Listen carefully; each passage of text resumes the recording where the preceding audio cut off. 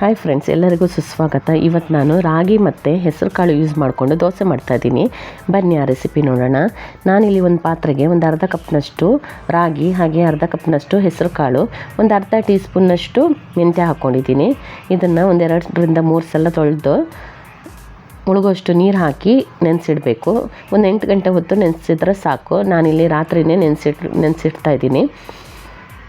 ಬೆಳಿಗ್ಗೆ ಎಷ್ಟೊತ್ತಿಗೆ ಸಾಫ್ಟಾಗಿರುತ್ತೆ ನೋಡಿ. ಈಗ ಇದನ್ನು ನೀರನ್ನೆಲ್ಲ ಸೋಸ್ಕೊಂಡು ಇದನ್ನು ಒಂದು ಮಿಕ್ಸಿ ಜಾರ್ಗೆ ಹಾಕ್ಕೊಂಡು ಗ್ರೈಂಡ್ ಮಾಡ್ಕೋಬೇಕು.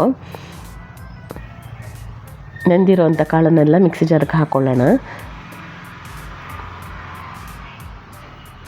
ಈಗ ಇದಕ್ಕೆ ಸ್ವಲ್ಪ ನೀರು ಹಾಕ್ಕೋಬೇಕು. ನಾನೊಂದು ಅರ್ಧ ಕಪ್ನಷ್ಟು ನೀರು ಹಾಕ್ಕೊಂಡು ಇದನ್ನು ಗ್ರೈಂಡ್ ಮಾಡ್ಕೋತೀನಿ ನೋಡಿ. ಈಗ ಗ್ರೈಂಡ್ ಆಗಿದೆ. ಈಗ ಇದಕ್ಕೆ ಒಂದು ಅರ್ಧ ಕಪ್ನಷ್ಟು ತೆಂಗಿನ ತುರಿ, ಹಾಗೆ ಒಂದು ಸಣ್ಣ ತುಂಡು ಶುಂಠಿ ಹಾಕ್ಕೋತಾ ಇದ್ದೀನಿ.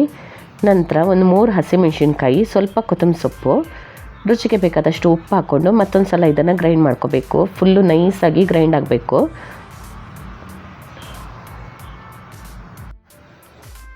ಈಗ ಗ್ರೈಂಡ್ ಆಗಿರೋ ಹಿಟ್ಟನ್ನು ಒಂದು ಪಾತ್ರೆಗೆ ಹಾಕ್ಕೊಳ್ಳೋಣ. ಹಾಗೆ ನಾನು ಸ್ವಲ್ಪ ಮಿಕ್ಸಿ ಜಾರ್ಗೂ ನೀರು ಹಾಕ್ಕೊಂಡು ಆ ನೀರನ್ನು ಹಾಕೋತಾ ಇದ್ದೀನಿ.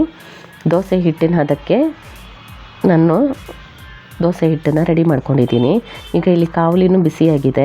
ಇದನ್ನು ತೆಳುವಾಗಿ ಮಸಾಲೆ ದೋಸೆ ಥರ ತೆಳುವಾಗಿ ದೋಸೆ ಮಾಡ್ಕೋಬೇಕು. ನಂತರ ಮೇಲ್ಗಡೆಯಿಂದ ಒಂದು ಸ್ಪೂನಷ್ಟು ಎಣ್ಣೆ ಹಾಕ್ಕೊಳ್ಳೋಣ. ಮುಚ್ಚಳ ಮುಚ್ಚಿ ಒಂದು 2-3 ನಿಮಿಷ ಇದನ್ನು ಕಾಯಿಸ್ಕೋಬೇಕು. ಚೆನ್ನಾಗಿ ಕ್ರಿಸ್ಪ್ ಆಗುತ್ತೆ. ನೀವು ಬೇಕಿದ್ದರೆ ಹಿಟ್ಟಿನ ಜೊತೆನೇ ಸ್ವಲ್ಪ ಅಕ್ಕಿ ಹಿಟ್ಟು ಹಾಕ್ಕೊಳ್ಳಿ. ಒಂದು 2 ಸ್ಪೂನ್ನಷ್ಟು ಅಕ್ಕಿ ಹಿಟ್ಟು ಹಾಕ್ಕೊಂಡ್ರೆ ಇನ್ನೂ ಕ್ರಿಸ್ಪಾಗಿ ದೋಸೆ ಬರುತ್ತೆ ನೋಡಿ. ಈಗ ಕಲರು ಚೇಂಜ್ ಆಗಿದೆ.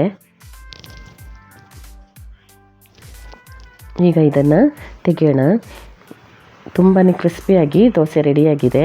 ಇದನ್ನು ನಾನು ತೆಂಗಿನ ಚಟ್ನಿ ಜೊತೆ ಸರ್ವ್ ಮಾಡ್ತಾಯಿದ್ದೀನಿ. ತುಂಬಾ ಟೇಸ್ಟಿಯಾಗಿ ಬಂದಿದೆ. ನೀವು ಒಂದು ಸಲ ಟ್ರೈ ಮಾಡಿ. ಈ ವಿಡಿಯೋ ನಿಮ್ಗೆ ಇಷ್ಟ ಆಗಿದ್ದಲ್ಲಿ ಲೈಕ್ ಮಾಡಿ, ಶೇರ್ ಮಾಡಿ, ಹಾಗೆ ನಮ್ಮ ಚಾನಲ್ನ ಸಬ್ಸ್ಕ್ರೈಬ್ ಮಾಡಿ. ಧನ್ಯವಾದಗಳು.